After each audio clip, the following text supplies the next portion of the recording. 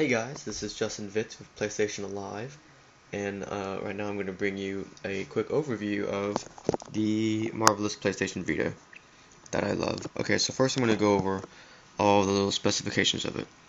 See that little thing right there? That little dot? It's right there. That's a camera.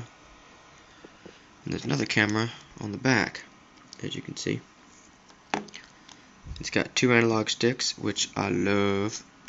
It's got, the classic sacred geometry, the triangle, circle, X, square. It's got a D-pad, of course. This is a touchscreen. It's got your L and your R button. Your Vita games go in here where it says Vita. I'm not entirely sure what goes in here. Your memory card goes in here. It's got a headphone jack, of course. This back padding is a touchpad. That is the exact specifications of the screen.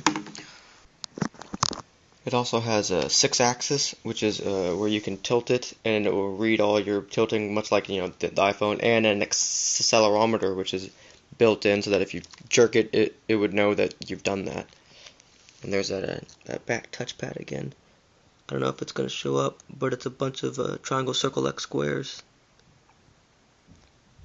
No, it's not going to show up. So, let me turn it on real quick. So when you push the button, it's going to go whoop, and then you're going to flip the little page open. Then you're going to put in your passcode. Yep, I know. And then here you go. So this is your main screen, and you go through it like this.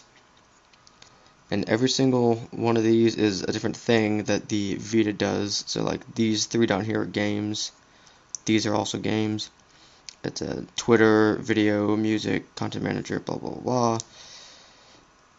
And it can take photos, of course, and it has Netflix and a web browser, and you can go to the PlayStation Store. So, say I launch a game. Say I launch Mutant Blob Attack, which is pretty great game. It's just gonna pop right up. Oh, I'll turn the volume up. And so that's saying it's loading. And one of the most amazing things about this system is how quickly.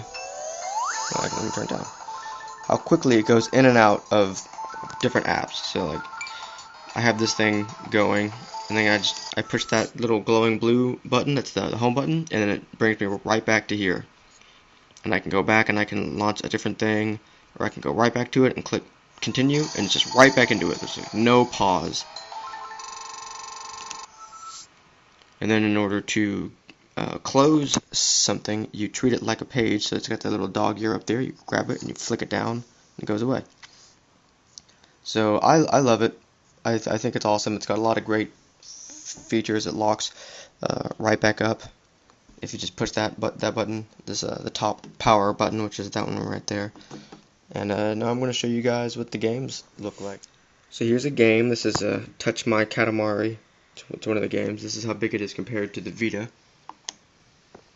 So they're pretty little, and they go in that top little flap marked Vita.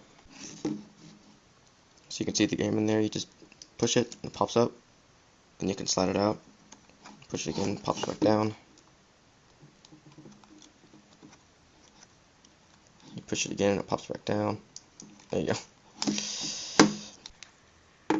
And the memory card is down here. It's a little flap right there. You probably can't see it.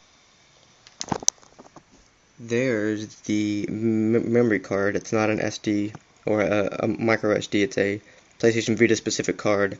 32 gigabytes on that thing. This is it compared to a game. And of course, compared to the Vita itself. So it's a tiny little thing. It's about the size of my thumbnail. I don't know if anyone can tell. But yeah, and there's 32 gigabytes on this little sucker. They're pretty expensive right now. That cost me $100. But yeah, that's it. That's my overview of the Vita. If you guys have any questions about it, you can post them in the comments, and I'll do my best to answer them. See you guys.